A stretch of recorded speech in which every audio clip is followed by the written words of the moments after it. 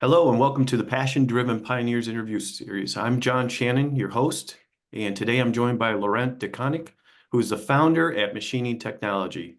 Laurent, thank you so much for joining us. Would you Yeah. like to kick us off with a little bit of a brief background as to who you are and what you do?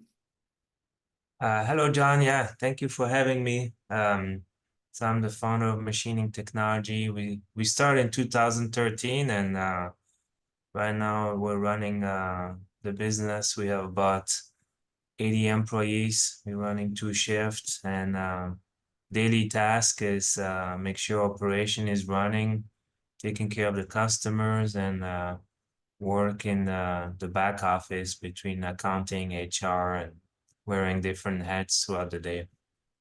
Great.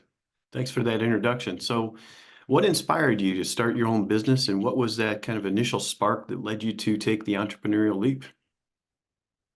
Yeah, so I started my career working for Caterpillar, worked there for about 8 years, and my father worked his whole career for 3M, about 40 years, and I really wanted to build a company for the family, start something that we could rely on, and that's kind of trigger. And I always liked manufacturing, and there was a machining business opportunity for us to purchase. And in 2013, I jumped on it, and we built machining technology around it. That's great. So, having started up your own business, what are some misconceptions people have about running a business and how do you address them? I think a lot of people think it's easy to run your own business, and you kind of the boss and don't have a lot of responsibilities. But there's a lot of challenges. Work on the HR side, the cash flow, all the regulation, the government red tape, and those are things that you don't really learn in schools or when you work for a larger corporation. Those are kind of things that as a business owner, as an entrepreneur, you're kind of learning on the go. And there's really no textbooks, you just what is this new regulation? So like for example, Minnesota a couple of weeks ago launched the new Minnesota sick leave policies, and now we need to adapt to that. And it's not like as a business owners, we're looking forward for those changes or those new regulation, but we have to adapt. Yeah, those changes have made quite a difference in some of the businesses here, I know for sure. Mhm. So tell me about how do you maintain, work-life balance as a business owner? And do you have any personal rituals or habits that you use to keep you motivated and focused? I'm very lucky to have a great family network. My wife is helping a lot at home, taking care of the family, especially at the beginning. The first few years, spent a lot of time in the business and growing it and building the team. And she was helping a lot at home, and the kids were smaller too. I have also great parents. My father is helping a lot in the business, and it's a challenge, but sometimes you just gotta make sure you make time for those key school events, key sports events, and also talking to your kids, to your wife, and say, hey, this is what we're doing, what we're trying to achieve, and hopefully it all mesh together. Yeah. So are there any habits or rituals that you use to kind of keep you motivated and focused? Um, I try to wake up early, go to work early, and then it's start the day around 5:30 in the morning, be at work around 6:30, and then try to leave work by 4:30, 5 p.m. so that I can do the night activities with the kids and the family and have dinner. So that was those are important moments to have dinner all together. Yeah, no, I'm sure that's super important, especially, as you try to balance things and the kids get a little bit older and they get involved in more activities. So, Mhm. I appreciate that. So in the constantly evolving business landscape, how do you stay adaptable and open to change? So, I read a lot of the news. I'm involved with associations, so make sure we understand the new change that's happening in the regulation. Uh, Talk to a lot of customers, the old-fashioned way, face to face. How's the economy going? How's the business? Is it growing? Is it stable? And then we're always looking for new business so we can grow the pie and see how we can include more automation in our business so we can compete with China and bring work back from overseas. So Yeah, so you mentioned, an industry association. Would you recommend industry associations to others? I mean, are they a good source of information, contacts, subject matter experts? yeah, I think it's important, especially when you start to have some mentors in the industry, be involved with some type of association, depending where you're at. You'll meet people along the way, and some might become good vendors, some might become good customers, some might give you some opportunities. So it's I think it's important that you network and go to those events, no matter which industry you are in. Try to find something either local or and be engaged with that because it's gonna help you meet people that do the same thing as you.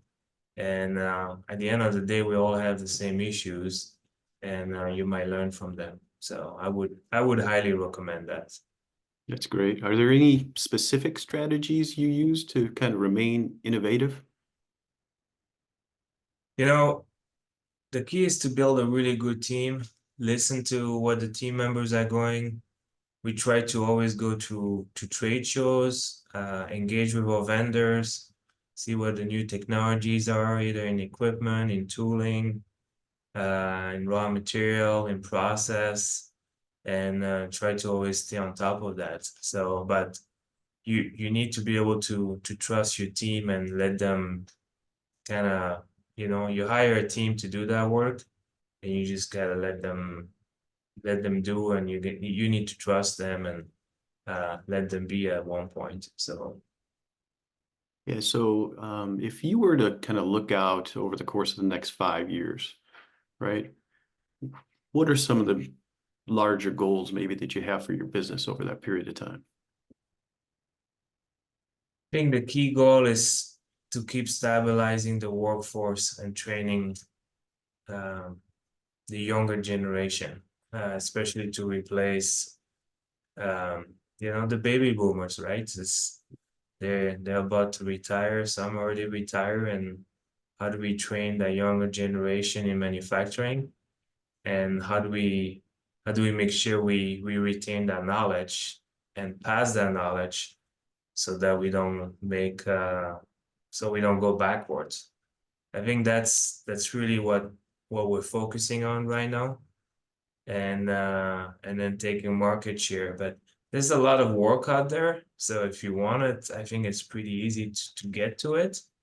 But what's limiting our growth is really the workforce. And that's one thing that we're focusing on is how do we train the young generation? How do we retain them? And how do we create an environment that's flexible for them? So to tackle that challenge, any specific strategies that you've got that you guys seem to feel is working better than other ones? For us, as we try to promote from the inside, and we hire a lot of warehouse people, and then when we see they have mechanical aptitude or you know, just just good work ethic, show up on time every day, stay committed. Then we try to promote them into for me into a machining role and start teaching them the basic of machining, and then hopefully they want to go to school and improve their skills and then become good machinists. So that's the thing uh, we've been focusing on. We had very little success in hiring kids straight out of schools and have them grow within our company. So we try to hire warehouse people and then promote them from the inside. That seems pretty successful for us.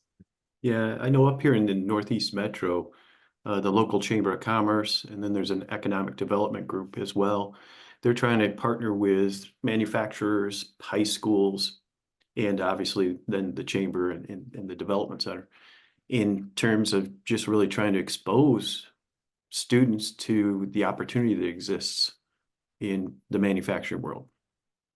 Yep, yeah, that's what I'm doing. I'm the president of the MPMA2, the Minnesota Precision Association, and that's one of the main focuses, bring awareness to younger generation, middle schoolers, high schoolers, and say there's another path than just a 4-year degree.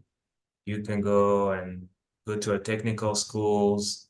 You're gonna have less college debt. You're gonna have a better job at the end. You're gonna be able to build a career.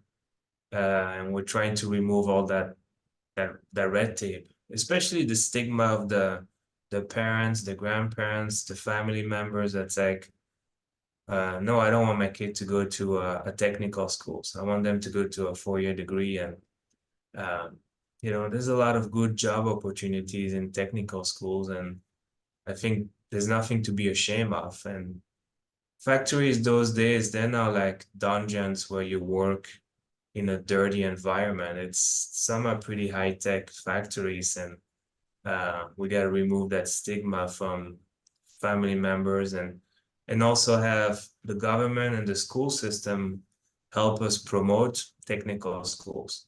I have a daughter in high school, and every time she go to a counselor, it's like 4-year degree, 4-year degrees, and they never bring up the topic of, have you considered a 2-year degree at go to a technical schools? And I think that's a missed opportunity from the community. We would be better off to promote those trades, because you can make 60, 70, $80,000 and bring a good wage at home, and really have little debt when you graduate, and sometimes no debt, because there's a lot of grants, there's a lot of manufacturing supports where people would pay for you to go to school. So that's unfortunate.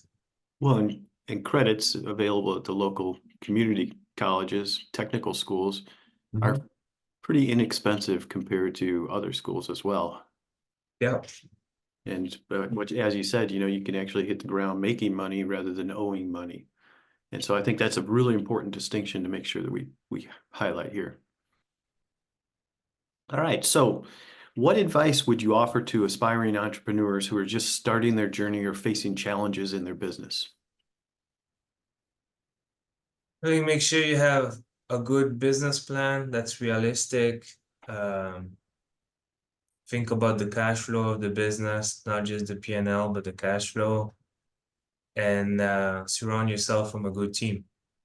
I think if you have bad apples in your organization, try to get them out quickly. And even if you think it's gonna be painful,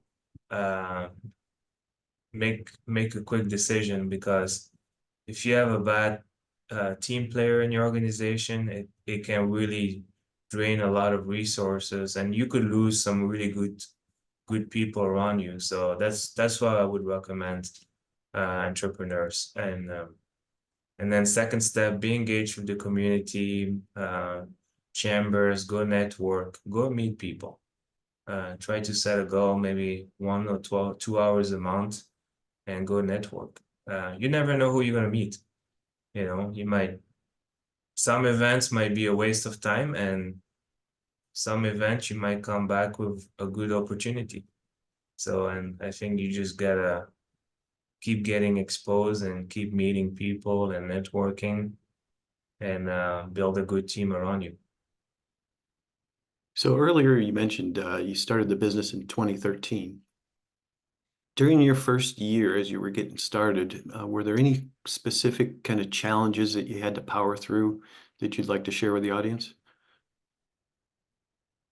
Yeah, I mean, we always struggle with the team. At that time, we struggling with older equipment of the company we purchased. Um, and yeah, just building up that team, that structure. It took time, but we were um, we were lucky we made it, and you know, those are things that you really don't learn into business schools or in colleges, is all those soft skills, you know, how to manage a team, how to manage a company. They tell you a lot about P&L, balance sheet, strategic plan. But once they hit the road, it's a different ball game. And even if you worked in larger corporation like I did at Caterpillar, um, you have a lot more resources, you know, bigger teams, and if one individual is missing for a week or two, you feel it, but you don't really feel it. If you work for a small company, if one person is missing, you feel it after minute one, and that's something that you learn through the years. It's like how do you diversify and how you avoid that pain. So. Okay. Is there any final thoughts you'd like to share for our viewers on owning your own business and some of those responsibilities? No, I think if you know, owning a business is not always fun, but if you have passion and you stick to your idea, your vision, and have a good game plan, go for it. You know, take the risk, try it. But you need to have the passion in your work. It's not a 8 to 5 job. You're gonna have to put 14, 15, 16 hours and really dedicate your life. And you know, the first couple of years you might not have a work-life balance. Like a lot of people talk about work life. You own your business, you always need, it's almost a 24-hour business. You always need, even if you're on vacation, you need to answer your phone calls, check your emails, because things are not just happening. So, but if you're passionate and you like it, it's gonna be a good fit for you. If you don't feel ready and you want to have that work-life balance, then probably owning your business is not the right thing for you. That's great. Well, listen, thank you so much for your time today, Laurent. It was great meeting you and learning about your entrepreneurial journey. And what you just described is you truly are a passion-driven pioneer. So to everybody watching, I look forward to seeing you in our next episode. Thank you, John.